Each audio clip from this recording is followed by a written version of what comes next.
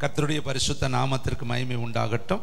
இந்த நாளில் வந்திருக்கிற உங்கள் அத்தனை பேரையும் வானத்தையும் பூமியும் படைத்த ஆண்டவராகிய இயேசுவின் நாமத்தினாலே அன்போடு நான் உங்களை வாழ்த்துகிறேன், உங்களை வரவேற்கிறேன். இதை நேரலையில் பார்க்கிற ஒவ்வொருவருக்கும் ஆண்டவராகிய இயேசு கிறிஸ்துவின் இன்ப இனிய நாமத்தினாலே வாழ்த்துதலை பதிவு செய்து அற்புத இயேசு ஊழியத்தின் சார்பாக நான் உங்களுக்கு வாழ்த்துதலை சொல்லிக் கொள்கிறேன். இந்த நாளின் செய்திக்கென்று எடுத்துக்கொள்ளப்பட்ட பரிசுத்த வேத பகுதி 2 தீமோத்தேயு புஸ்தகம் 292 பக்கம். 2 தீமோத்தேயு புஸ்தகம் 2ஆம் அதிகாரம் 19வது வார்த்தை. எல்லாரும் எடுத்துக்கொள்வோம். ஆகிலும் தேவனுடைய உறுதியான அஸ்திபாரம் நிலைத்திருக்கிறது, கர்த்தர் தம்முடையவர்களை அறிவார் என்பதும், கிறிஸ்துவின் நாமத்தை சொல்லுகிற எவனும் அநியாயத்தை விட்டு விலக கடவன் என்பதும் அதற்கு முத்திரையாயிருக்கிறது. கைகளை தட்டி தேவனுக்கு ஒரு நன்றி சொல்லலாமா? இது ஒரு உபதேச வார்த்தை. இன்னைக்கு ஒருவேளை நீங்கள் ஒரு ஆசீர்வாதமான வார்த்தையை நீங்கள் எதிர்பார்த்து வந்திருக்கலாம். ஆனால் நிறைய ஆசீர்வாதங்கள் உங்களுக்கு சொல்லப்பட்டாச்சு. ஆசீர்வாதங்களை தாண்டி இனி உங்களுடைய வாழ்க்கையில் ஊன்ற கட்டுகிற அனுபவம் வேணும். நீங்கள் கர்த்தருக்கென்று ஸ்திரப்படணும், நீங்கள் கர்த்தருக்கென்று வெல்லப்படணும், நீங்கள் கர்த்தருக்கென்று அநேகருக்கு நற்கந்தகங்களாக நீங்கள் பிரகாசிக்கணும். இந்த நிருபங்கள் எல்லாமே நம்முடைய வாழ்க்கையில் நம்மளை பலப்படுத்தக்கூடிய, ஊன்ற கட்டக்கூடிய, வழியை காட்டக்கூடிய, பரலோகத்துக்கு நேரே நம்மை கிட்டி சேர்க்கிற பகுதிகள் தான் நிருபங்கள். முதல்ல இருக்கிற சுவிசேஷங்கள் 4 இருக்கும். அது அவருடைய ஆறுதலான வார்த்தைகள், தேறுதலான வார்த்தைகள், கண்ணீரை துடைக்கிற வார்த்தைகள், உத்வேகப்படுத்துகிற வார்த்தைகள், உங்களை இரட்சிப்புக்கு வழிநடத்தக்கூடிய வார்த்தைகள். ஆனால் இது உங்களுடைய வாழ்க்கையை ஊன்ற கட்டுகிற வார்த்தைகள். அப்போ இந்த முதல் வாரத்தில் வந்திருக்கிறோமே பிரதர், எங்களுக்கு ஒரு பிளஸ்ஸிங் வேர்டு இல்லையா? பிளஸ்ஸிங் வேர்டை விட 1 கோடி கூடுதலான வார்த்தை இந்த வார்த்தை. இப்போ நீங்களும் நானும் சுருக்கமாக சொன்னால் ஒரே வார்த்தையில் நாங்கள் தேவனுடைய பிள்ளைகள்னு சொல்லுவோம். எல்லாருமே சொல்லுவோம். நாங்கள் எல்லாம் பாவத்தில் இருந்து விடுதலையாக்கப்பட்டுட்டோம், பரலோகத்துக்கு போகிற குடிமக்கள் நாங்கள் எல்லாரும் நீங்கள் சொல்லுவீங்க. ஆனால் அந்த குடிமக்கள் எப்படி இருக்கணும்னு பவுல் தீமோத்தேயுக்கு எழுதுறாரு. அவரும் தேவனுடைய பிள்ளை தான். உன்னத ஊழியக்காரன், உத்தம ஊழியக்காரன் ஆகிய தீமோத்தேயுக்கு தான் இந்த நிருபத்தை எழுதுறார். தேவனுடைய பிள்ளைக்கு தான் இந்த வசனம் எழுதப்பட்டிருக்கு. இப்போ நீங்களும் நானும் தேவனுடைய பிள்ளைகள் தான். நமக்கு தான் இந்த வார்த்தையை கர்த்தர் சொல்றார். வசனத்தை நான் வாசிக்கிறேன் பாரு, நடுப்பகுதியில் வாசிக்கிறேன். கிறிஸ்துவின் நாமத்தை சொல்லுகிற, உங்க பேரை போட்டுக்கங்க, உங்க வீட்டார் பேரை போட்டுக்கங்க, சொல்லுங்க பார்க்கலாம். நான் இங்கே லைவ்ல இருக்கேன், சொல்ல முடியாது. கிறிஸ்துவின் நாமத்தை சொல்லுகிற, உங்க பேரை போட்டு, அநியாயத்தை விட்டு விலக கடவன் என்பதும் அதற்கு முத்திரையா இருக்கு. அப்ப இயேசுவின் பெயரை சொன்னா முதல்ல எதை விட்டு வெளியே வரணும்? அநியாயம். அதுக்கு முன்னாடி நியாயம் ஒன்று இருக்கு, அநியாயம் ஒன்று, ரெண்டுமே இருக்கு. எப்பயுமே பகலுன்னு ஒன்று இருந்தா இரவுன்னு ஒன்று இருக்கும், புத்தின்னு ஒன்று இருந்தா புத்தி இல்லைன்னு ஒன்று இருக்கும். எப்பயுமே ஒன்றுக்கு ஒன்று ஆப்போசிட்டான 2 காரியம் இருக்கு. இப்போ அநியாயத்தை விட்டு விலக கடவன் என்பதுதான் அதற்கு முத்திரை. ஏதுன்னு சொல்லுது, கர்த்தர் உன்னை முத்திரை மோதிரமாய் வைப்பாரு. இந்த முத்திரைங்கிறது எதில் காண்பிக்கணும்னா, நம்முடைய வாழ்க்கையில் அநியாயமான காரியங்கள் இல்லாதபடி அதுக்கு நம்ம விலகி வாழ்வது தான் நம்ம இயேசு கிறிஸ்துவை ஏற்றுக்கொண்டதனுடைய ஆழம், அகலம், நீளம், உயரம். அதுதான் அச்சு அடையாளம். பவுல் சொல்றாரு, நான் கிறிஸ்து இயேசுவை என் சரீரத்தில் அச்சு அடையாளமாய் நான் தரித்திருக்கிறேன். அவருடைய காயங்களை, அவருடைய பாடுகளை, அவருடைய சிலுவை மரணத்தினுடைய ஒவ்வொரு அடிகளையும் நான் என்னுடைய சரீரத்தில் தரித்திருக்கிறேன். அந்த ராஜா சொல்றாரு, கிறிஸ்தவனாகிறதுக்கு கொஞ்சம் குறைய என்னை நீ சம்மதிக்க பண்ணுகிற. இவர் சொல்வாரு, கொஞ்சம் குறையல, இந்த கட்டு போக முற்றிலும் நீ என்ன போல மாறுபடி நான் விரும்புகிறேன். அருமையான தம்பி தங்கச்சி, இந்த வசனத்தை நான் வைத்து தியானிக்கிற பொழுது இந்த அநியாயம் நியாயம் ரெண்டையும் உங்கள் மத்தியில் எடுத்து காண்பித்தால் நம்முடைய வாழ்க்கையில் எது அநியாயம் எது நியாயம் என்பது தெரியும். என்ன பிரதர் நீங்கள் சுருக்கமாக சொன்னால் எங்களுக்கு புரியலையே? நியாயம்தான், ஆனால் அதுக்கு முன்னாடி ஒரே ஒரு எழுத்து போட்டுட்டா அது என்னவாயிரும்? அநியாயமாக மாறு. ஒரு எடுத்துட்டா நியாயமாக மாறு. விசுவாசி தான், அதுக்கு முன்னாடி ஒரே ஒரு எழுத்து தான் ஆ போட்டா அவிசுவாசி. ஒரு எழுத்துல தாங்க எல்லாமே இருக்கு. சாராய்ங்கிற அந்த ஒரு எழுத்தை எடுத்துட்டு தான் ஒரு எழுத்தை சேர்த்தார். ஆபிரகாம்ங்கிறதுல ஒரு எழுத்தை எடுத்துட்டு தான் ஒரு எழுத்தை சேர்த்தார். அந்த ஒரு எழுத்துக்குள்ள தாங்க நிறைய மாறும். யாக்கோப முற்றிலும் எடுத்துட்டு வேற வேற கொடுத்தார். இவனை ஒரு எழுத்துல மாற்ற முடியாது, இவன் பேரவே சென்சார் பண்ணு, வேற பேர் இவனுக்கு கொண்டுட்டு வான்னு கர்த்தர் மாத்தினார். பவுல் எல்லாருக்கும் விழுந்த அடியை விட பவுலுக்கு ஏன் பயங்கரமான அடி தெரியுமா? 3 நாள் குருடனா உட்கார வச்சாரு தெரியுமா? இவனுக்கு எவ்வளவு பேர் ஜெபம் பண்ணாங்க தெரியுமா? இவன் சபையை உடைக்கிறப்ப எவ்வளவு பேர் நம்மளை மாதிரி அழுது புலம்பி இருப்பாங்க. அதில் நம்மளை மாதிரி கொஞ்சம் முன்கோவிகள், அவன் கண்ணு போகணும் ஆண்டவரே, அவனை கை ஒட்டைங்க ஆண்டவரே, பண்ணியிருப்பாங்களா? பண்ணியிருக்காங்க. இப்போ என்ன கத்துற நம்ம இப்படி தானே அவன் அன்னைக்கு சபையை உடைக்கிறப்ப அங்கே போய் ஒளிஞ்சு நின்று இவனுக்கு எவ்வளவு துணிவு, இவனை அடிச்சு ஒன்றும் இல்லாமல் பண்ண ஜெபம் பண்ணியிருப்பாங்களா? பண்ணியிருக்க மாட்டாங்க. அப்போ ஓவர் சேட்டை பண்ணுறவனுக்கு ஓவரான அடி விழுங்க. கைத்தட்டி கருத்துருக்குன்னு லேசாக சேட்டை பண்ணால் லேசாக அடி விழும். பார்வோன்னு ஓவராக சேட்டை பண்ணினேன், அதனால தான் அச்சாணியை பிடுங்கி விட்டார், அதனால தான் சக்கரத்தெல்லாம் கலட்டி விட்டார், அதனால தான் செத்த பிரேதங்களை வெளியே விழுந்து கிடந்தாங்க. இப்போ எப்பயுமே இருதயத்தை ரொம்ப கடினப்படுத்த அடி வெயிட்டா அவளுக்கு நல்லா தெரிஞ்சுக்கங்க.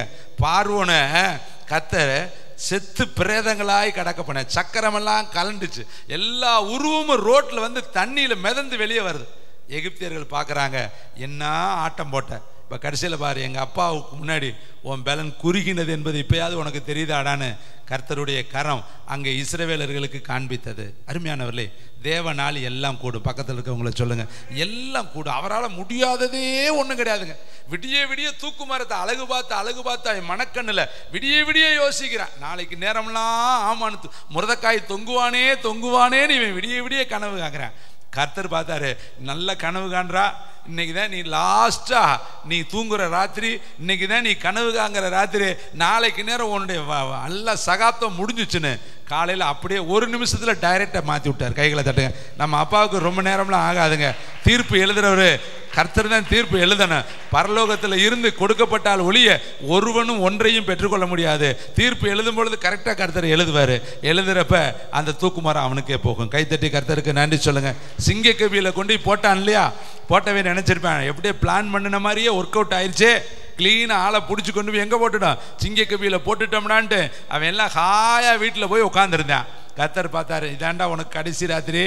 உள்ளே போட்டவன் இவன் நினச்சிருப்பேன், இந்நேரம் சிங்கம் அவனை சப்சாடாக போட்டிருக்கும்டான்னு நினச்சா உள்ள நம்மால் ஸ்தோத்திரம் போட்டுக்கிட்டு உட்காந்துருந்தான். கைகளை தட்டி அவனை ஒன்றும் செய்ய முடியாது சிங்கங்களால். கர்த்தர் தம்முடைய தூதனை அனுப்பி சிங்கங்களின் வாய்களை கட்டி போட்டு வச்சுருந்தாரு. அவங்க நினைச்சாங்க சிங்கத்துக்கு சரியான இறை கிடைச்சிருச்சு, அதனால இன்னைக்கு இறை போட வேணாம், ஏன்னா உள்ள முழுக்க ஒரு தானியல் போயிருக்கிறேன், அது சாப்பிட்டுட்டு அது நல்லா இருக்கும், நாளைக்கு பார்த்துக்கலான்ட்டு எல்லாம் போயிட்டாங்க கெபியில் இருக்கிறவனுக்கு. ஆனால் கர்த்தர் பார்த்தாரு, சிங்கத்துக்கு பட்டினி போட்டுட்டார், நாளைக்கு உனக்கு நல்ல பெரிய விருந்து வைக்கிறேன். ரொம்ப பேர் அங்கே வெளியே இருக்கிறேன், இன்னைக்கு ஏன் தானியலை நீ ஒன்றும் செய்யக்கூடாது, அதனால உன் வாயை பூட்டி வைக்கிறேன்னு.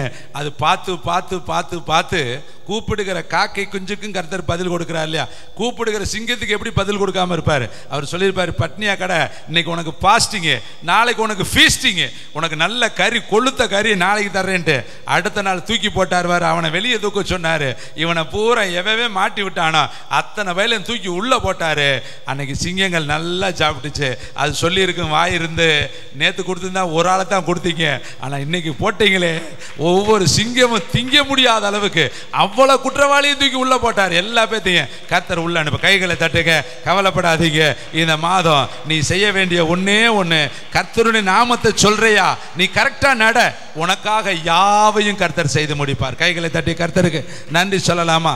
பாருங்க, ஆதியாகம புஸ்தகம் 16ஆம் அதிகாரம் 5வது வசனத்தை நான் உங்களுக்கு இங்கே ஒரு நியாயம் அநியாயத்தை வேதத்தில் எழுதப்பட்டிருக்கதை உங்களுக்கு காண்பிக்க விரும்புகிறேன். தேங்க்யூ வண்டர்ஃபுல் த ஹோலி ஸ்பிரிட். 16ஆம் அதிகாரம் 5வது வசனம். அப்பொழுது சாராய் ஆபிராமை நோக்கி, எனக்கு நேரிட்ட அநியாயம்.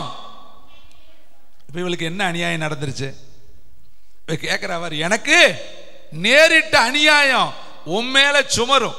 அவளே சொல்றா பாருங்க, என் அடிமை பெண்ணை உம்முடைய மடியில கொடுத்தேன், அவள் தான் கர்ப்பவதியானதை கண்டு என்னை அற்பமாய் எண்ணினாள். கர்த்தர் எனக்கும் உனக்கும் நடு நின்று கேட்கிறாரு, நியாயம் தீர்க்கட்டும். நான் நல்ல எண்ணத்தோடு தானே அவளை உனக்கிட்ட கொடுத்தேன், ஆனா இவளோ கர்ப்பவதி ஆன உடனே என்னை எப்படி பார்க்க ஆரம்பிச்சிட்டா? அற்பமா பார்க்கறா. ஒரு ப்ராப்பர்ட்டி சொல்லவா, உங்களை யாரெல்லாம் அற்பமாக பார்க்குறாங்க அந்த அற்பத்திற்கு நடுவில் உங்களை ஆச்சரியமாக கர்த்தர் மாற்றுவார். இந்த மாதத்தில் இந்த வார்த்தையிலும் உங்களுக்கு ஒரு ப்ராபர்சியை வச்சிருக்கிறார். அற்பமாக எண்ணப்பட்ட உன்னையே ஆச்சரியமான நபராய் மாற்றுவார், பிரமிக்கத்தக்க நபராய் உன்னை மாற்றுவார். யாரெல்லாம் உங்களை ஒன்றுக்குமே பிரயோஜனம் இல்லாதவர்கள் என்று சொல்றாங்களோ, வேதம் சொல்லுது தள்ளப்பட்ட கல்லே மூளைக்கு என்ன கல்லாச்சா? தலைக்கல்லாச்சான். வேதம் சொல்லுது சிறியவனை புழுதியிலிருந்து எடுத்து பிரபுக்களோடும் தேசத்தின் அதிபதிகளோடும் அவர் உட்கார பண்ணுகிறார். கைகளை தட்டி கர்த்தருக்கு இந்த மாசம் கர்த்தர் உன்னை அதிபதிகளோடு உட்கார பண்ணுவார். உயர்ந்த இடத்துல கர்த்தர் உன்னை கொண்டு போய் உட்கார பண்ணுவார். பாருங்க, புழுதியில கடந்தவன் யோசேப்பு, தள்ளப்பட்டவன் யோசேப்பு, குகைக்குள்ள கிடக்கிறான், ஜெயிலுக்குள்ள கிடக்கிறான், கிணத்துக்குள்ள கிடக்கிறான், குழிக்குள்ள கிடக்கிறான், மறக்கப்பட்டு போன எல்லாரும் உடன் பிறந்தவர்களே அவனை விற்று போட்டார்கள். எவ்வளவு அநியாயம் அவனுடைய வாழ்க்கையில் நடந்துச்சு. அவன் ஆண்டவர்கிட்ட சொல்லிப்பான், என் வாழ்க்கையில் நடக்கிறதெல்லாம் அநியாயம் ஆண்டவர். நான் நல்லா ஜெபிக்கிறவன், நல்லா துதிக்கிறவன், நல்லா வேதத்தை படிக்கிறவன், நல்லா கர்த்தரை ஆராதிக்கிறவன், ஆனால் எனக்கு எல்லாம் அநியாயமா நடக்குதே. இப்படி தானே சாராள் சொல்றான். நான் உன் மடியிலேயே கொடுத்தனே, யாருமே செய்யாத ஒரு வேலையை நான் செஞ்சேனே. என் வீடு கட்டப்படணுங்கிறதுக்கு ஒரே ஒரு நல்ல எண்ணத்தோடு தானே நான் இவளை உன்னுடைய மடியில் தூக்கி தாரை வார்த்தேன். ஆனால் அவளோ கர்ப்பவதி ஆன உடனே என்னை அற்பமாக பார்க்குறாளே, இதுக்கு கர்த்தர் நியாயம் செய்ய கடவர். அதனால தான் கர்த்தர் அவளை துரத்தி விடும்படி அனுமதித்தார். கைகளை தட்டி கர்த்தருக்கு நன்றி சொல்லலாம். ஒருவேளை இன்றைக்கு உங்களுடைய வாழ்க்கையில் உங்கள் நியாயம் புரட்டப்படுகிறதோ, உங்கள் நீதி புரட்டப்படுகிறதோ, உங்களுக்கு நியாயம் இல்லாமல் உபத்திரவத்தை கொடுக்கிறார்களோ, உங்களுக்கு வாழ்க்கையில் அநியாயங்கள் தொடர்ந்து நடந்து கொண்டே இருக்கிறதோ, கர்த்தர் நீதியுள்ள நியாயாதிபதி. கைத்தட்டி கர்த்தர் சொல்லுங்க, எங்கள் ஆராதிக்கிற தேவன், நாங்கள் தொழுது கொள்கிற தேவன், அவருக்கு பேரே நீதியுள்ள நியாயாதிபதி. அவர் தோற்றத்தை பார்த்து தீர்ப்பு சொல்லுகிறவர் அல்ல, நீதியை பார்த்து தீர்ப்பு சொல்லுகிறவர். பக்கத்தில் சொல்லுங்க, எங்க அப்பா என் தோற்றத்தை வத்தலு தொத்தலு குட்டை நெட்டை படிச்சவன் படிக்காதவன் எதையுமே பார்க்க மாட்டாரு. அவருக்கு தேவை நீதி தான். கைகளை தட்டி கர்த்தருக்கு சொல்லு, அவருக்கு தேவை நீதி, அவருக்கு தேவை உன் கிரியை, அவருக்கு தேவை உன்னுடைய அர்ப்பணிப்பு, அவருக்கு தேவை உன்னுடைய வாழ்க்கையில ஒவ்வொரு செயல்பாடுகளை தான் கர்த்தர் பார்க்கிறாரே ஒழிய அவர் முகத்தை பார்த்து ஏமாறுகிறவர் அல்ல, அல்லது உன்னுடைய காணிக்கையை கொடுப்பதை பார்த்து ஏமாறுகிறவர் அல்ல, அல்லது வெளியே நீ நடந்து கொள்ளக்கூடிய குணங்களை வைத்து அவர் ஏமாறுகிறவர் அல்ல. அவர் உன் அந்தரங்கத்தை பார்த்து வெளியரங்கமாய் பதில் கொடுக்கிற தேவன். கைகளை தட்டி கர்த்தருக்கு நன்றி சொல்லலாமா? இப்ப இவளுக்கு நடந்தது என்ன தெரியுமா? அநியாயம். ஆனா அவர் சொல்றா, கர்த்தர் எனக்கு நியாயம் தீர்ப்பாராக, என்னுடைய வழக்கை கொண்டு வருவாராக.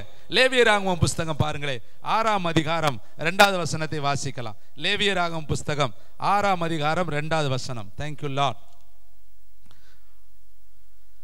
ஒருவன் கர்த்தருக்கு விரோதமாய் அநியாயம் செய்து தன் வசத்தில் ஒப்புவிக்கப்பட்ட பொருள்களிலாவது கொடுக்கல் வாங்கலிலாவது தன் அயலானுக்கு மாறாட்டம் பண்ணி, அல்லது ஒரு வஸ்துவை பலாத்காரமாய் பறித்து கொண்டு, அல்லது தன் அயலானுக்கு இடுக்கண் செய்து, அல்லது காணாமல் போனதை கண்டடைந்தும் அதை மறுதலித்து அதை குறித்து பொய்யானையிட்டு மனிதர் செய்யும் இவை முதலான யாதொரு காரியத்தில் பாவம் செய்தானாகில், அவன் செய்த பாவத்தினாலே குற்றவாளியானபடியினால் தான் பலாத்காரமாய் பறித்து கொண்டதையும் இடுக்கண் செய்து பெற்றுக்கொண்டதையும் தன் வசத்தில் ஒப்புவிக்கப்பட்டதையும் காணாமல் போயிருந்ததையும் தான் கண்டெடுத்ததையும் பொய்யானையிட்டு சம்பாதித்த பொருளையும் திரும்ப கொடுக்க கடவன். இதுல ஒரு முக்கியமான ஒரு வார்த்தை இருக்கு. ஒருவன் கர்த்தருக்கு விரோதமாய் அநியாயம் செய்து, என்ன அநியாயம்? தன் வசத்தில் ஒப்புவிக்கப்பட்ட பொருள்களிலாவது. இப்ப நம்ம கையில எத்தனை பொருள் ஆண்டவர் கொடுத்திருக்கிறார், எத்தனை பிள்ளைகள் ஆண்டவர் கொடுத்திருக்கிறார். யோசித்து பார். உங்க கையில கொடுக்கப்பட்ட பொருள்களிலாவது, அல்லது நபர்களிலாவது, அல்லது பிள்ளைகளிலாவது, அல்லது உங்க கணவனாவது, அல்லது உங்க மனைவியாவது, இதுல நீங்க அநியாயம் செய்தா அவர்களை கர்த்தருக்குள் நடத்த வேண்டியது யாருடைய பொறுப்பு? ஒருவன் சொந்த வீட்டை விசாரியாமல் போனால் அவன் விசுவாசத்தை மறுதலித்தவன். என்ன அநியாயம் நீங்க செய்யறீங்க கர்த்தருக்கு விரோதமானது? உங்கள்கிட்ட கொடுக்கப்பட்ட பொருளை, உங்களுக்கு கொடுக்கப்பட்ட அந்த நற்கந்தகத்தை, உங்களிடத்தில் கொடுக்கப்பட்ட அந்த ஆத்துமாக்களை, உங்களிடத்தில் கொடுக்கப்பட்ட மந்தையை, உங்களிடத்தில் கொடுக்கப்பட்ட ஊழியத்தை, உங்களிடத்தில் கொடுக்கப்பட்ட தாளந்துகளை, உங்களிடத்தில் கொடுக்கப்பட்ட உதாரணத்துவமான காரியங்களை அதை உண்மையாய் நம்ம செய்யாமல் போனா கர்த்தர் சொல்றார், நீ எனக்கு என்ன பண்ணிட்டு இருக்க தெரியுமா? அநியாயம் பண்ணிக்கிட்டு இருக்க. வேதம் சொல்றது, கிறிஸ்துவின் நாமத்தை சொல்லுகிற எவனோ அநியாயத்தை விட்டு வெளியே வரணும். இப்போ நம்முடைய வாழ்க்கையில் என்ன அநியாயம் தெரியுமா? நான் மட்டும் திருப்தியாக இருக்கணும், நான் மட்டும் வருவேன், பாட்டு பாடுவேன், ஆராதிப்பேன், போய்கிட்டே இருப்பேன். ஆபேல் எங்கப்பா? அதெல்லாம் எனக்கு தெரியாது. ஆவேலுக்கு எனக்கு என்ன சம்பந்தம்? நீங்கள் ஆவேலை கேட்டுங்க. நான் உண்டு, என்னுடைய வீட்டு உண்டு, என் குடும்பம் உண்டு, நான் கரெக்டாக இருக்கேனா அவ்வளோதான். ஆவேலை பற்றி எனக்கு தெரியவே தெரியாது.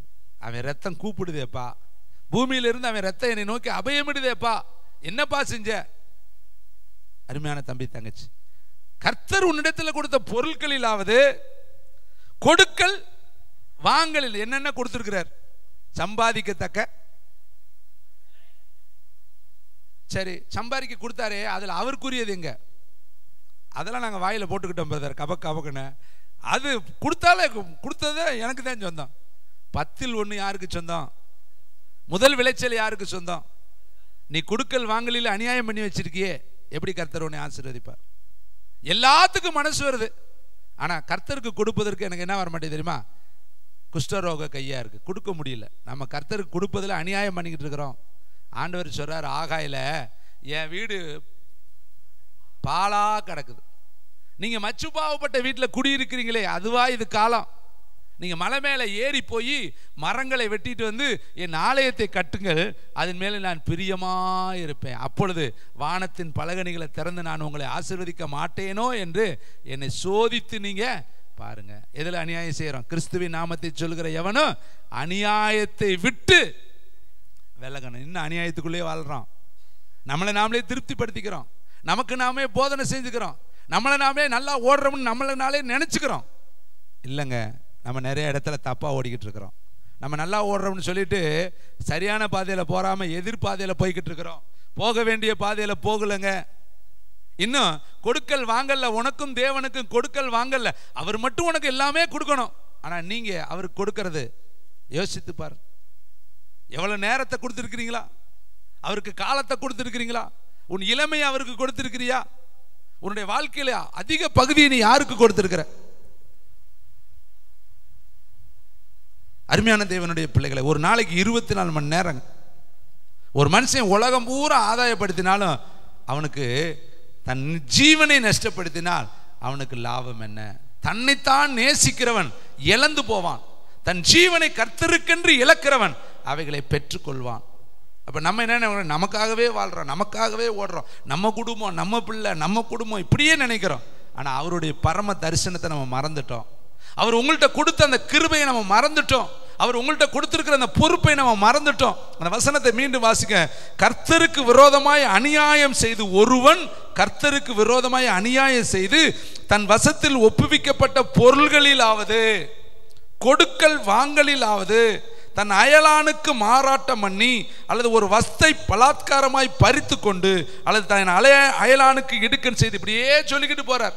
அப்ப நம்மகிட்ட கொடுக்கப்பட்டதை நம்ம எவ்வளவு கவனமா பார்த்துருக்கணும். ஒருத்தன் 10 தாளந்து வாங்கின 5 வாங்கினவன் 10 மாத்திட்டான். அவன் கர்த்தருக்கென்று, வேதம் சொல்லுது, பிரயாசப்படுகிறவன் கர்த்தருக்கென்று பிரயாசப்படுகிறான். நீங்க ஊழியம் செஞ்சா நல்மனதோடு ஊழியம் செய்யணும். அந்த ஊழியத்தில் பிறர் நம்மளை ஏதாவது பாராட்டணுமேனு ஊழியம் செய்யக்கூடாது. கர்த்தருக்காக மனப்பூர்வமாய் அவன் செய்யணும்னு வேதத்தில் எழுதப்பட்டிருக்கு. அது நம்மேல விழுந்த கடமை. அப்பொழுது அவனுக்கு வாடாத ஜீவ கிரீடத்தை கர்த்தர் என்ன செய்வாரா? கொடுப்பாராம். இந்த உலகத்திலே வாடாத ஜீவ கிரீடம் யாருக்கு இருக்குமா? மனப்பூர்வமாய் ஊழியம் செய்கிறவனுக்கு இருக்கு. எந்த எதிர்பார்ப்பு இருக்கும்? பாத்ரூம் கழுவுற வேலை கூட கர்த்தருடைய வேலை தான். ஆலயத்தை கூட்டுறது கர்த்தருடைய வேலை தான். சமைக்கிறது கர்த்தருடைய வேலை தான். பிரசங்கம் பண்ணுறதுக்கு சேம் ஈக்குவல் அங்கே சமையல் நடக்கிற வேலை. இங்கே பிரசங்கம் பண்ணுறதுக்கு சேம் ஈக்குவல் பாத்ரூம் கழுவுற வேலை. எல்லாமே கர்த்தருடைய பலிபீடத்தில், கர்த்தருடைய பண்டகசாலையில் ஒரு வேலை தான். அப்போ இதை எதுவுமே அற்பமாக நினைக்கிற காரியம் இல்லை. ஒரு ரதம் போகுதுன்னா ரதத்து மேலே உட்கார்ந்து இருக்கிறது ரதம் தான், சக்கரமும் ரதம் தான், அதில் இருக்கிற நுகமும் ரதம் தான், அதில் இருக்கிற கயிறு ரதம் தான், அதில் இருக்கிற அச்சாணியும் ரதம் தான். எல்லாமே அந்த ரதத்தில் இருக்கிற ஒரு பார்ட்ஸ் ஆஃப் பாடி தான். ஆனால் மொத்தத்தில் அதுக்கு பேர் என்னதான்? ரதம். அப்போ ஆலயம் என்பது இதில் இருக்கிற எல்லா வேலைகளும் சேர்ந்தது தாங்க ஆலயம். பாருங்க, ஒரே கரண்ட்டு தாங்க. மைக்கிக்கு பயன்படுது, ஃபேனுக்கு பயன்படுது, மிக்சிக்கு பயன்படுது, மோட்டருக்கு பயன்படுகிறது, எல்லா இடத்துக்கும் அந்த ஒரு கரண்ட் தான் பயன்படுது. மொத்தத்தில் கரண்ட்டில் தான் எல்லாமே வேலை செய்யுது. அதே மாதிரி தாங்க ஊழியங்கிறது. ஊழியங்கிறது பிரசங்கிக்கிறது மட்டும் கிடையாதுங்க.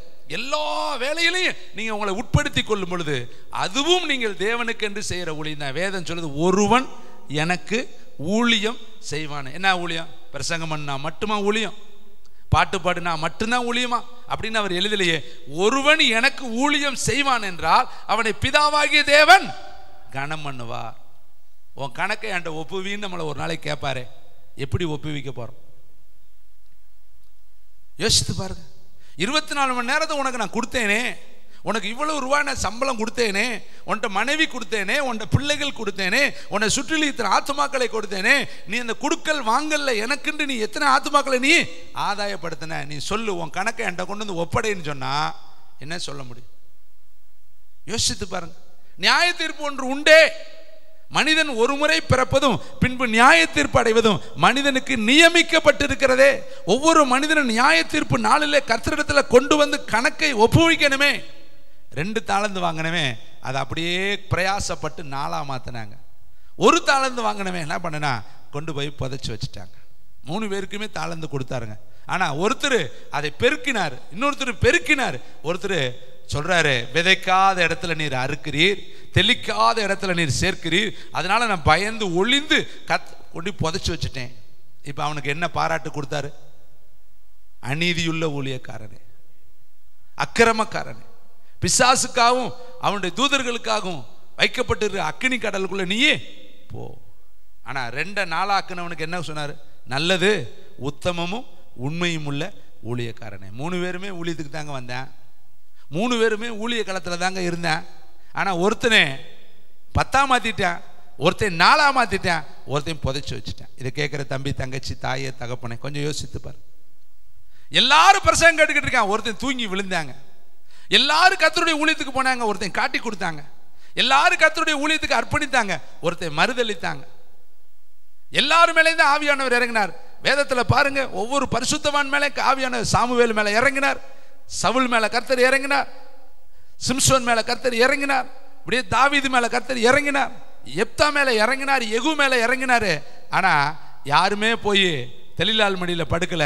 சிம்சோன் போய் என்ன பண்ணிட்டான்? தெலிலால் மடியில படுத்துட்டாங்க. எல்லாருமே போய் படுத்து, அவன் கண்ணை புடுங்கப்பட்டுச்சு, தாவீது கண்ணுமா புடுங்கப்பட்டுச்சு, சாமுவேல் கண்ணுமா புடுங்கப்பட்டுச்சு, எப்தா கண்ணுமா புடுங்கப்பட்டுச்சு.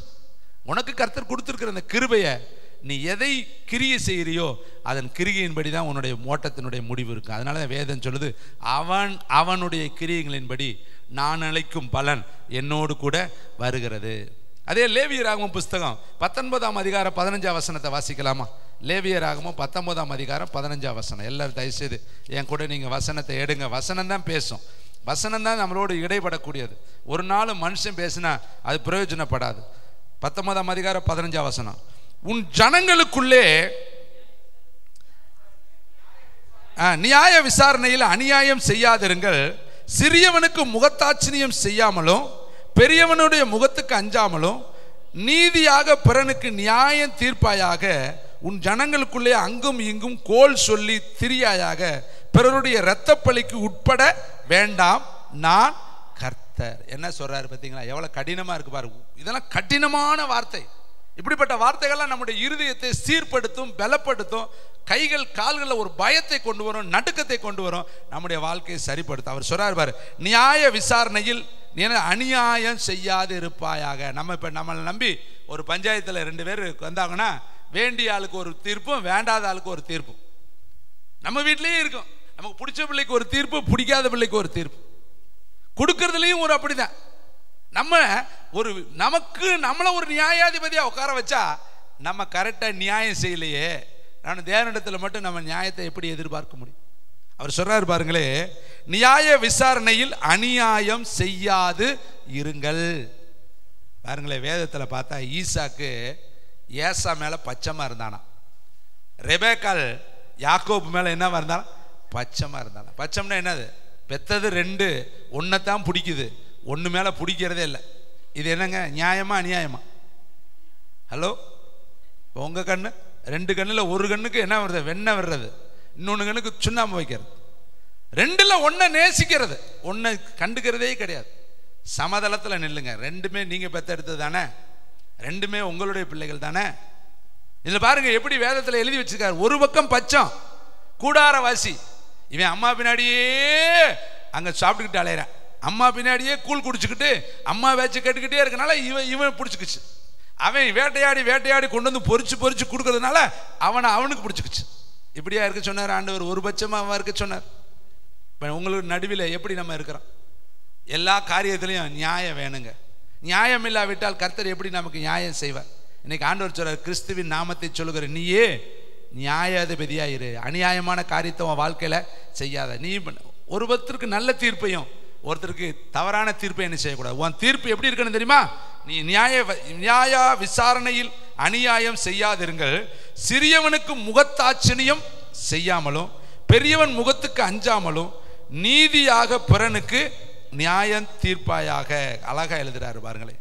இன்னும் பாருங்களேன், ஒரு வசனத்தை வாசிக்கிறேன். 19ஆம் அதிகாரம் 35ஆம் வசனம். நியாய விசாரணையிலும் அளவிலும் நிறையிலும் படியிலும் அநியாயம் செய்யாதிருப்பீர்களாக. படி, பால் கணக்குனா பால் படி, கத்திரிக்காய் கணக்குனா கத்திரிக்காய் படி. தெரியுமில்ல, படி வச்சிருக்கிறீங்களா, தராசு, உலக்கு, இதெல்லாம் கிராமத்து பாசையில் சொன்னா. இதில் எல்லாத்துலையும் எப்படி இருக்கணுமா? நியாயமாக இருக்கணும். நியாய விசாரணையில் அளவிலும். ஒரு காரியத்தை அளந்தா எப்படி அளக்கணும்? கரெக்டாக அளக்கணும். மனுஷனை பார்க்கக்கூடாது, அவன் கண்ணை கட்டிட்டோம்னு நினைக்கக்கூடாது. நம்ம கர்த்தரை பார்க்கணும். ஒரு பொருளை ஒருத்தர் வாங்கிட்டு போனா சூரியன் அஸ்தமிக்கிறதுக்கு முன்னாடி அவன்கிட்ட கொண்டு கொடுத்துரு. வேலை உன் தோட்டத்தில் ஒருத்தர் வேலை செஞ்சானா அவன் கூலிய சூரியன் மறைவதற்குள்ள அவனுக்கு கூலி கொடு. ஏன்னா அவனுக்கு அதுதானே உணவு. அதை நீ வச்சுக்கிட்டு இப்போ நிறைய காரியம் கூலி கொடுக்கறதுல நாளைக்கு தர்றேன் போ, நாளானைக்கு தர்றேன் போ, அடுத்த வாரம் தான் வீட்டில் இருக்கும், குடுக்க மனசு வர. இது நியாயமா அநியாயமா? சொல்லுவாங்க, இவர் செய்யறதுல நியாயமே கிடையாது. உங்களை பற்றி யார்கிட்ட விசாரிக்கலாம் தெரியுமா? உங்கள்கிட்ட வேலை பார்க்குறாங்க இல்லையா, அவங்கள்ட்ட கேட்டால் சொல்லிடுவாங்க. உங்கள் முகத்திரையை அவங்க அப்படியே கிழிச்சு சொல்லிடுவாங்க. உங்களை பற்றி விசாரிக்கணும்னா உங்கள் பக்கத்து வீட்டுக்காரங்களை கேட்டால் போகும். எப்படி இருக்குது வீடுனா, அட ஏங்கய்யா நீங்கள் வேற பக்கத்து வீட்டில் குடி இருக்க முடியாம. எப்படி நம்மளோட ரிசல்ட் எங்கே தெரியுது? நம்மளை பற்றி ஊரில் தெரியுங்க. நீங்கள் ஒன்று நம்மளை பற்றி 2 கண்ணால் நம்ம உலகத்தை பார்க்குறோம். உலகத்தில் 1000 பேர் நம்மளை ஒவ்வொரு நாள் வாட்ச் பண்ணிக்கிட்டே இருக்கேன். இங்கே பாருங்கள், உன்னுடைய பொருள்கள் எல்லாம் கரெக்டாக இருக்கணும். வர்ற பொருளெல்லாம் நேர்த்தியாக இருக்கணும். இன்னும் வட்டிக்கு வாங்குறது, வட்டிக்கு கொடுக்கறது, இன்னும் சீட்டு போடுறது, ஏமாத்துறது, ஃப்ராடுத்தனம் பண்ணுறதெல்லாம் இருந்தால் எப்படி கர்த்தர் நம்மளை ஆசீர்வதிப்பார்? நியாயம் இல்லையாப்பா உன்ட்ட? உன் நியாயத்தை எனக்கு முன்னாடி சொல்லு பார்க்கலாம். உன் நீதி எனக்கு முன்னாடி வருஷம் வை பார்க்கலாம். நீ என்னுடைய வசனத்தின்படி நடக்கிறியான்னு கேட்பாரே. நீ குறுக்கு வழியிலே போய்கிட்டு இருக்கிற, உன்னுடைய காரியமெல்லாம் நீதியா இல்லையே, நியாயமா இல்லையே. நீ கர்த்தருடைய நாமத்தை சொல்லிக்கிட்டே இருந்துட்டு அநியாயம் செஞ்சுக்கிட்டே இருக்கிறியே, நீ தவறான பாதையில் போய்கிட்டே இருக்கிறியே. நீ அதை விட்டு விலகினா தான் நீ முத்திரை மோதிரமா மாற முடியும். அதுதான் முத்திரை. அப்ப இயேசுவின் நாமத்தை சொல்லுகிற நாம முதல்ல நம்ம வாழ்க்கையில என்ன கரை இருக்கு? நம்ம அடுத்தவ கண்ணில் இருக்க தூசியை பார்க்கறது. அவர் கண்ணில் தூசின்னு அவர் சொல்லுவார், உன் கண்ணில் விட்டமே இருக்குதியா. ஆண்டவர் சொன்னார், விட்டத்தை பாருடா, தூசியெல்லாம் அப்புறம் பார்த்துக்கலாம். விட்ட முதல்ல நீ பெரிய சட்டத்தையும் விட்டத்தையும் உன் கண்ணில் வச்சுட்டு அடுத்த ஆள் தூசியை பார்த்துக்கிட்டு இருக்கிறீ. இதை கேட்குற தேவனுடைய பிள்ளைகளை, இன்னைக்கு நம்முடைய வாழ்க்கையில எப்படி நியாய விசாரணையில் அளவிலும், ஒரு சின்ன ஒரு காரியத்தில் உங்களுக்கு பொறுப்பு இருந்தாலும் அதில் கரெக்டாக இருங்க, அளவில் கரெக்டாக இருங்க, பேச்சில் கரெக்டாக இருங்க. தேவாலயத்துக்கு வரும்பொழுது கனமுள்ளவனே ஒரு இடத்துலையும் கனவீனமானவனே ஒரு இடத்துல வைத்தா நீங்கள் உங்களுக்குள்ளே பேதகம் பண்ணுகிறீர்களே. நீங்கள் தேவனுடைய பிள்ளைகளா? இங்கே வந்து நீ படிப்பை பார்க்கறது, அழகை பார்க்கறது, அந்தஸ்தை பார்க்கறது, வசதியை பார்க்கறது, பின்னணியை பார்க்கறது, பேக்ரவுண்டை பார்க்கறது, ஒருத்தரை நல்ல இடத்துல உட்கார வைக்கிறது, ஒருத்தரை கீழே உட்கார வைக்கிறது, இதெல்லாம் நீ செஞ்சேன்னா நீ பேதகம் பண்ணுகிற. நீ போதகடா பண்ணலை, போதகம் பண்ணலை, நீ பேதகம் பண்ணுற. அருமையான தம்பி தங்கச்சி, எல்லாவற்றிலும் நம்ம நியாயமாக இருக்கணும். அடுத்து பாருங்களேன், லேவியராகமம் 25ஆம் அதிகாரம் 14ஆம் வசனம். லேவியராகமம் 25:14. தேங்க்யூ, வண்டர்ஃபுல் த ஹோலி ஸ்பிரிட். ஆகையால் பிறனுக்கு எதையாவது விற்றாலும் அவனிடத்தில் எதையாவது கொண்டாலும் ஒருவருக்கு ஒருவர் அநியாயம், ஒருவருக்கு ஒருவர். பார்த்தீங்களா? விற்றாலும் சரி வாங்கினாலும் சரி நீ என்ன செஞ்சிடக்கூடாது? அநியாயம். ஒரு அருமையான உண்மை கதை. ஆனால் அது எங்கே நடந்துச்சு, எப்போ நடந்துச்சுன்னா எனக்கு கேட்டால் எனக்கு தெரியாது. ஒரு அருமையான தேவனுடைய பிள்ளை பைபிளோட பஸ்ஸில் ஏறுது. அதில் கண்டக்டர் பார்க்குறாரு, ஓஹோ இவங்க ஜபத்துக்கு போயிட்டு வர்றாங்கடான்ட்டு அவருடைய உள்ளத்துக்குள்ளே ஒரு உணர்வு, இந்த பிள்ளை எப்படின்னு பார்க்கலான்டான்ட்டு டிக்கெட் கவுண்டிங் கொடுக்குறப்ப ₹1 காயின் சேர்த்து கொடுத்துட்டார். எத்தனை ரூபா கொடுத்துட்டாரு? அவங்களுக்கு ₹3 போகணும்னா ₹4 கொடுத்துட்டார் மீதி. இந்த அம்மா வாங்குது, கையில் வச்சுக்கிட்டு மனசுக்குள்ள ஒரு சத்தம் கேட்குது, கண்டக்டர் 1 ரூபா சேர்த்து கொடுத்துட்டாரு, கொடுத்துரு. இன்னொரு சத்தம் கேட்குது, இதெல்லாம் ஒரு பெரிய காசா? அதெல்லாம் ஒன்றும் தப்பு கிடையாது, வச்சுக்கலாம். அவர் மறந்துட்டு கொடுத்துட்டார். இதனால அவர் ஒன்றும் பாதிக்கப்பட்டுற மாட்டார். நம்ம 1 ரூபா லாபம் தானே, நானா கேட்டேன், அவரா தானே கொடுத்துட்டாரு, அதை வச்சுக்கலாம். இன்னொரு சத்தம், எப்படி தான் வந்தாலும் இது அவருடைய பணம், கொடுத்துரு. இன்னொரு சத்தம், இதெல்லாம் ரொம்ப மிஞ்சிற நீதிமானாலாம் இருக்காத, இதெல்லாம் வச்சுக்கலாம், தப்பு கிடையாது, 1 ரூபா இதுல இல்லாம அரசாட்சி போயிட போகுது. இங்கிட்ட ஒரு சத்தம், 2 சத்தம் மாற்றி மாற்றி மாற்றி கொடுத்துரு, வேண்டாம் கொடுத்துரும். இதுக்கு வசனம் வருது, அதுக்கு வசனம் வருது. ஏன்னா இயேசுவை பிசாசு தூக்கிட்டு போய் வசனத்தில் தான் பேசினேன். எங்கள் குதி பார்க்கலாம், தேவதூதர்கள் கையில் தாங்குவார் என்று என்ன நினச்சிருக்க எழுதியிருக்கு. எங்க அந்த கல்லுகள்லாம் அப்பமாக்கும், பைபிள் அப்படி எழுதியிருக்கு. வசனம், தப்புக்கு வசனம் தெரியுங்க, அதுக்கும் வசனம் சொல்லுவேன். தேவன் சொன்னது உண்டோ, நீ தின்னு மட்டும் பாருவே, கண்ணு டபக்குன்னு திறந்துடும், திறந்த உடனே உனக்கு மரணமே இல்லை, நீ தூதர்களை போல ஆயிடுவேன். இவன் சொன்னதை, கர்த்தர் சொன்னதை விட பிசாசு சொன்னதாங்க அவ கேட்டா. நம்ம யாரு சொல்றதை கேட்கறன்னு உங்களுக்கு தான் தெரியும். கர்த்தர் ஒரு வகை செய்யாதே பாரு, இங்கிட்ட ஒருத்தன் சும்மா இதெல்லாம் தப்பு கிடையாது, சும்மா செய்யினா நம்ம செஞ்சு விட்டு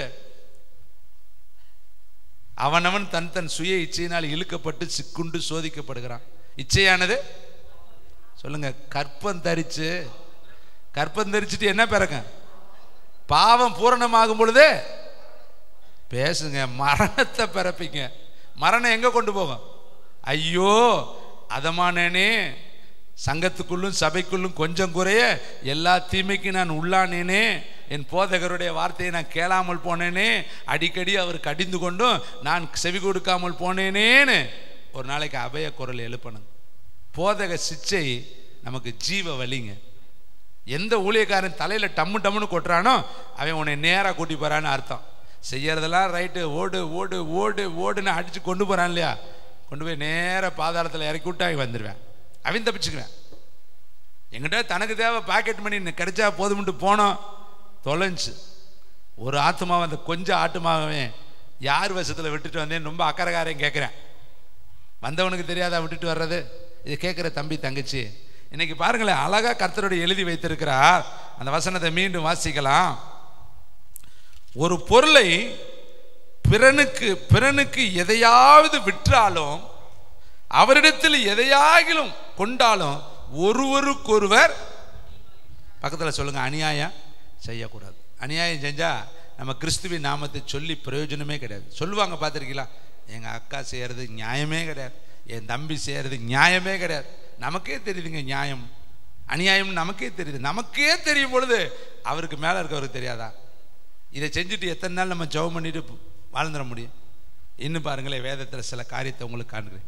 1 சாமுவேல் புஸ்தகம் 12ஆம் அதிகாரம் 3ஆம் வசனம். 1 சாமுவேல் 12ஆம் அதிகாரம் 3ஆம் வசனம்.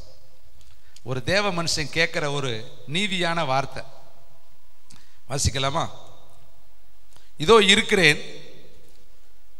1 சாமுவேல் 12ஆம் அதிகாரம் 3ஆம் வசனம். கர்த்தரின் சந்நிதியில் அவர் அபிஷேகம் பண்ணி வைத்திருக்கிற முன்பாகவும் என்னை குறித்து சாட்சி சொல்லுங்கள், நான் யாருடைய எருதை? சாமுவேல் கேட்கிறார், எப்பா நீ இத்தனை நாள் நான் உங்கள்ட்ட நடுப்பில் இருந்தேன் இல்லையா, யாருடைய எருதையாவது நான் எடுத்துக்கிட்டேனா? காலமாட்டையாவது நான் எடுத்துக்கிட்டேனா? அடுத்து யாருடைய கழுதையாவது நான் எடுத்துக்கொண்டேனா? யாருக்கு அநியாயம் செய்தேனா? யாருக்கு இடுக்கன் செய்தேன்? யாரு கையில் பரிதானம், லஞ்சம் பரிதானம் வாங்கி கொண்டேன்? கஞ்சாடையாய் இருந்தேன்? சொல்லுங்கள், அப்படியானால் அதை உங்களுக்கு திரும்ப கொடுப்பேன் என்றான். அதற்கு அவர்கள் கைத்தட்டுங்க, நீர் எங்களுக்கு அநியாயம் செய்யவும் இல்லை. கைத்தட்டுங்க. எப்படி மக்கள் சொல்றாங்க பாருங்க, ஒரு ஊழியக்காரனுடைய நற்சாட்சி. அவன் எப்படிப்பட்ட வாழ்க்கை வாழ்ந்திருக்கான்? நீர் எங்களுக்கு அநியாயம் செய்யவும் இல்லை, எங்களுக்கு இடுக்கன் செய்யவும் இல்லை, ஒருவர் கையிலும் ஒன்றும் வாங்கவும் இல்லை என்றார்கள். அதற்கு அவன், நீங்கள் என் கையில் ஒன்றும் கண்டுபிடிக்கவில்லை என்பதற்கு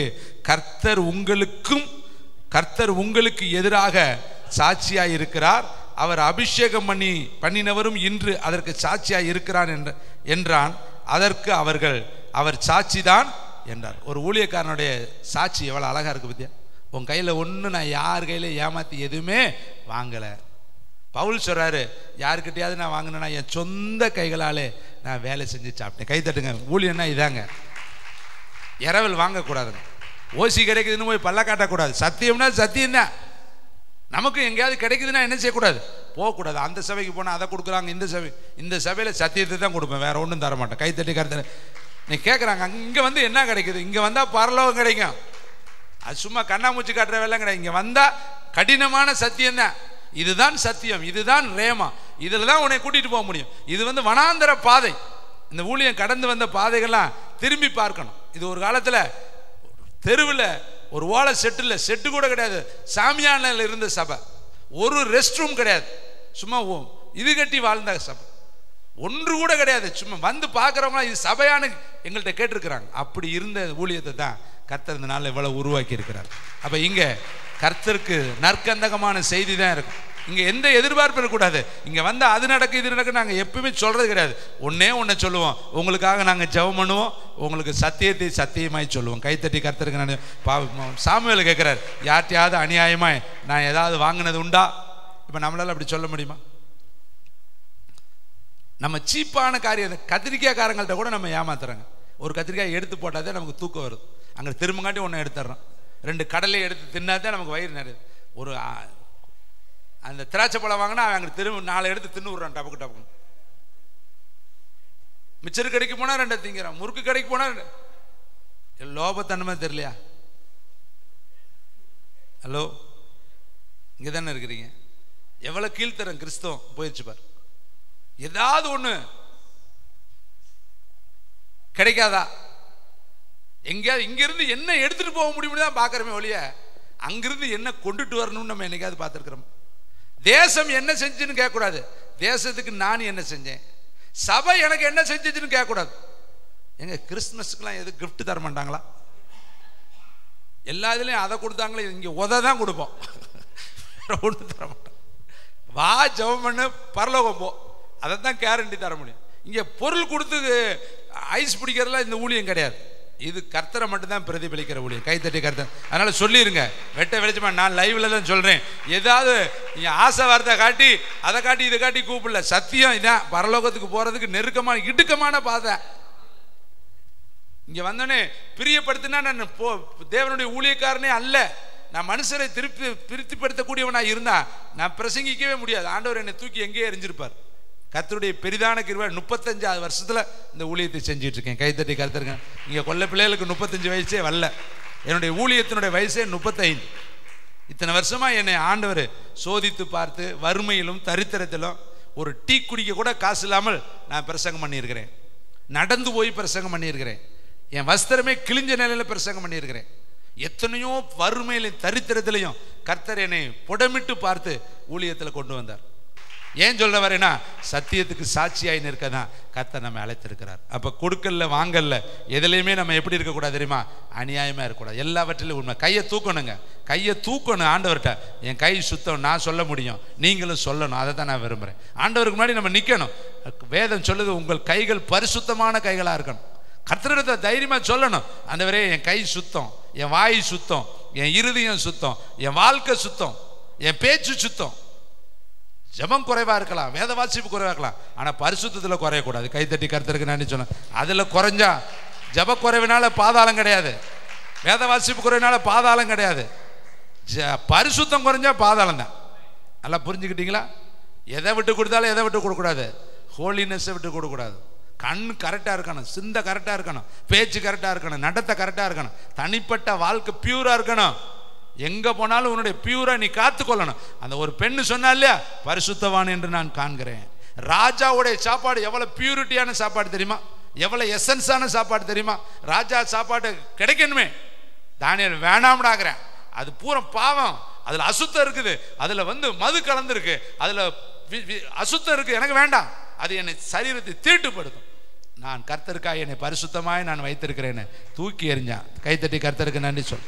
யோசேப்பு சொல்றேன், நீ ராஜாவுடைய மனைவியானாலும் சரி, எஜமானுடைய மனைவியானாலும் சரி, பாவம் பாவம் தான், யார் ரூபத்தில் வந்தாலும் தொடவே முடியாது, போ முதலன்னு சொல்லிட்டு சொல்றேன். தேவனுக்கு விரோதமாய் பாவம் செய்வது அப்படி. கைத்தட்டி கர்த்தருக்கு நீ சொல்லணும் அப்படி தம்பி, எங்கனையும் சொல்லணும். நான் தேவனுடைய ஆசாரியர், நான் தேவனுடைய பிள்ளை, எனக்குள்ளே தேவன் வாசம் பண்ணுகிறார். இந்த பாவத்தை செய்வது எப்படி?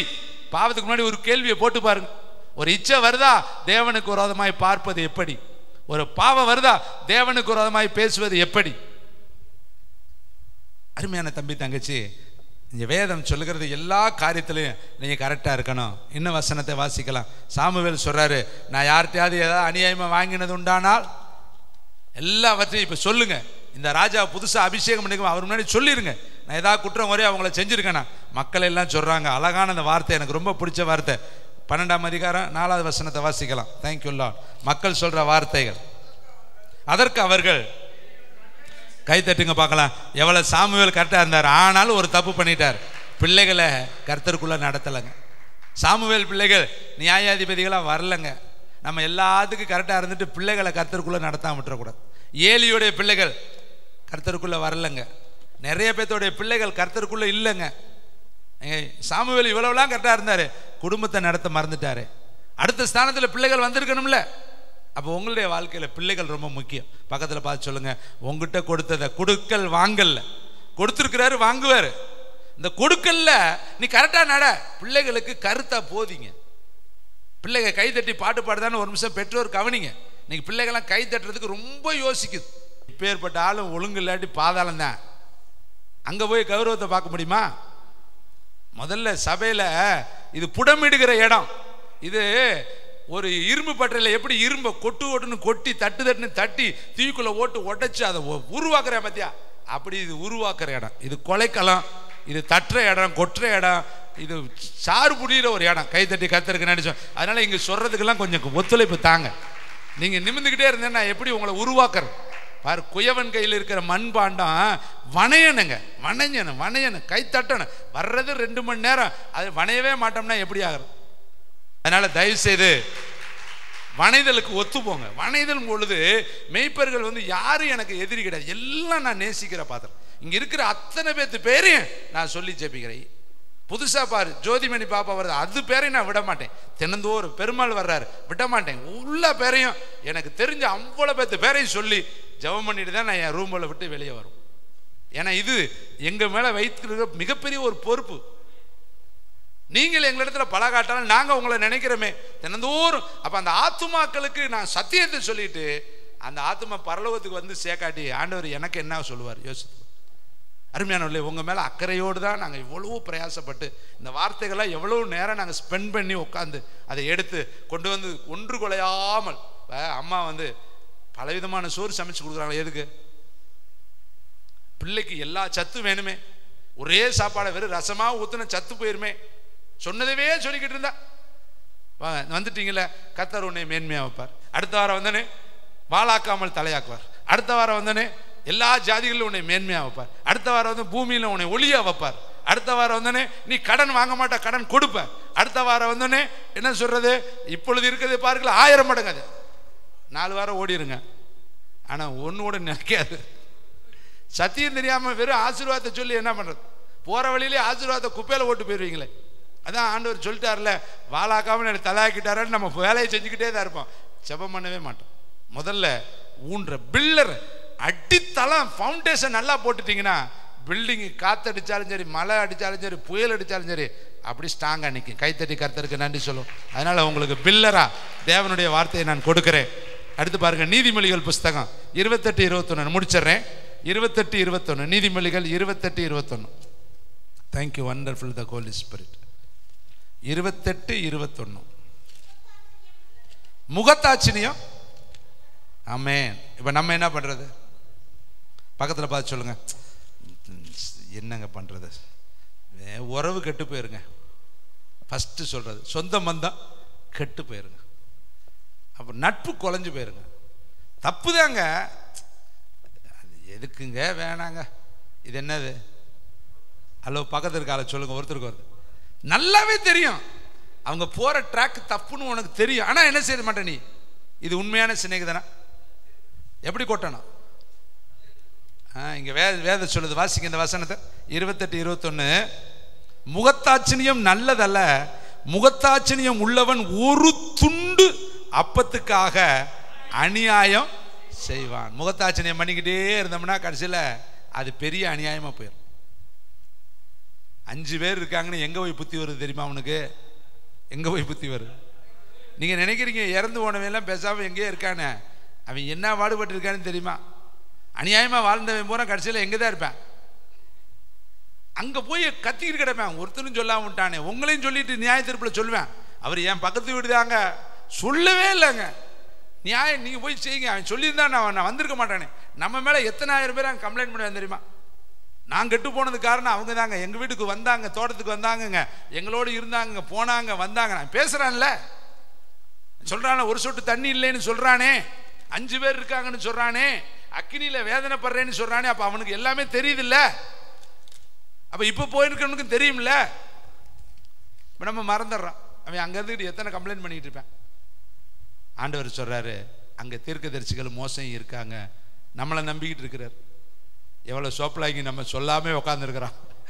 அவங்க சொல்லுவாங்கப்பா, அவங்க எனக்கு விட்டு கொடுக்க மாட்டாங்கன்னு அவர் நம்மளை நம்பிக்கிட்டு இருக்கிறாரு. நம்ம எவ்வளோ பெரிய நம்பிக்கை துரோகம் பண்ணிகிட்டு இருக்கிறோம். யோசிச்சு, இந்த மனசாட்சி நமக்கு இருக்கா?